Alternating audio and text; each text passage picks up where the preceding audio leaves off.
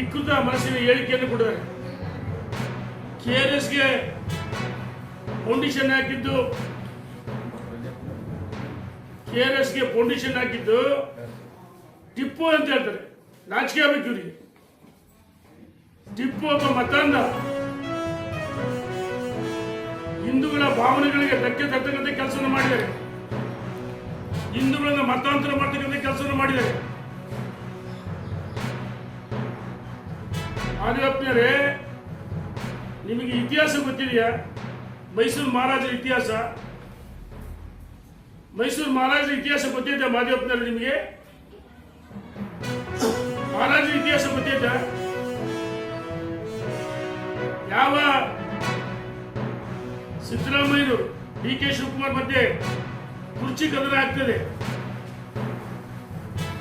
ಈ ಕುರ್ಚಿ ಕದನದಲ್ಲಿ ಕುರ್ಚಿಯನ್ನು ಉಳಿಸಿಕೊಳ್ಳುವ ಸಲುವಾಗಿ ಹಿಂದೆ ತಮ್ಮ ಸುಪುತ್ರನ ಮೂಲಕ ಹೇಳಿಕೆಯನ್ನು ಕೊಡಿಸಿದ್ರು.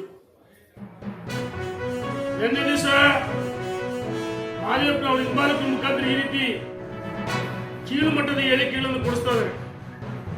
ನೀವು ಮಹಾರಾಜರಿಗೆ ಅಷ್ಟೇ ಅಪಮಾನ ಮಾಡಿಲ್ಲ, ಮಹಾರಾಜರ ವಂಶಸ್ಥರಿಗೆ ಅಷ್ಟೇ ಅಪಮಾನ ಮಾಡಿಲ್ಲ, ಈ ನಾಡಿನ 6.5 ಕೋಟಿ ಜನರ ಭಾವನೆಗಳಿಗೆ ವಿರುದ್ಧವಾಗಿ ಮಾತಾಡ್ತಿದ್ರೆ ಅಂದ್ರೆ ಮಾದೇವಪ್ಪನವರೇ, ಈ ನಾಡಿನ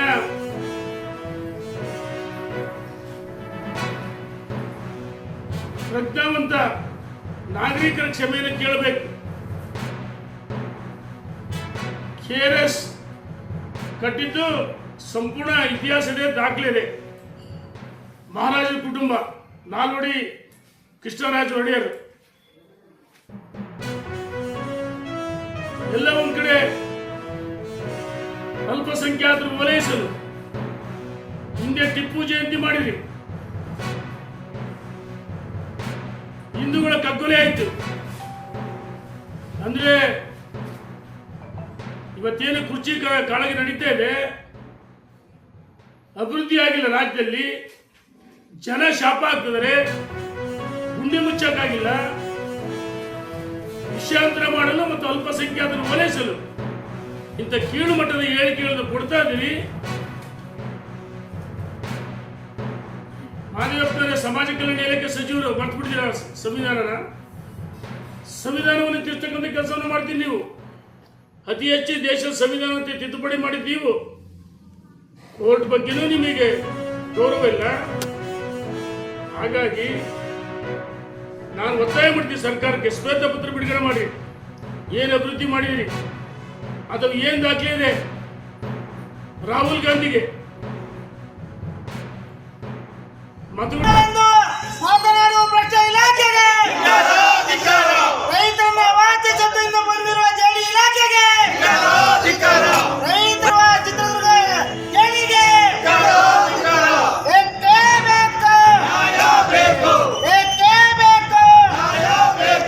ಅನ್ನ ಕೊಡುವ ರೈತರನ್ನ ವಾದ್ಯ ಶಬ್ದದಿಂದ ಬೈದಿರುವ ಜೆಡಿ ಇಲಾಖೆಗೆ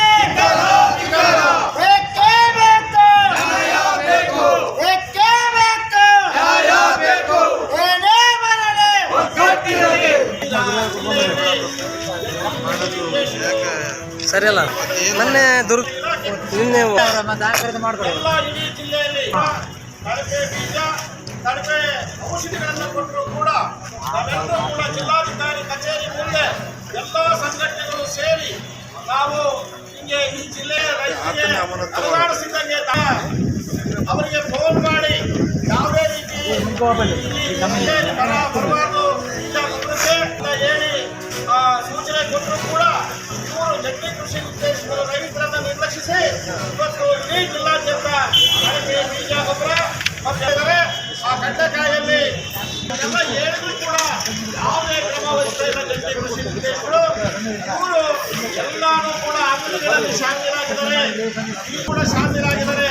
ಇವರು ಬಂದ ಮೇಲೆ ಇಡೀ ಜಿಲ್ಲೆಯಲ್ಲಿ ಒಂದು ದೂರನ್ನು ದಾಖಲೆ ಮಾಡಿಲ್ಲ, ಒಂದು ಅಂಗಡಿ ಮೇಲೆ ಕ್ರಮ ತಗೊಂಡಿಲ್ಲ. ಇವರು ರೈತರಿಗೆ ಅನ್ಯಾಯ ಮಾಡ್ತಿದ್ದಾರೆ ಅಂತ ಹೇಳಿ ನಾವು ಜಿಲ್ಲಾಧಿಕಾರಿಗಳಿಗೆ ಮನವಿ ಕೊಟ್ಟಾಗ ಕೂಡ ಅವ್ರ ಮೇಲೆ ನಿಶ್ಚಿತವಾಗಿ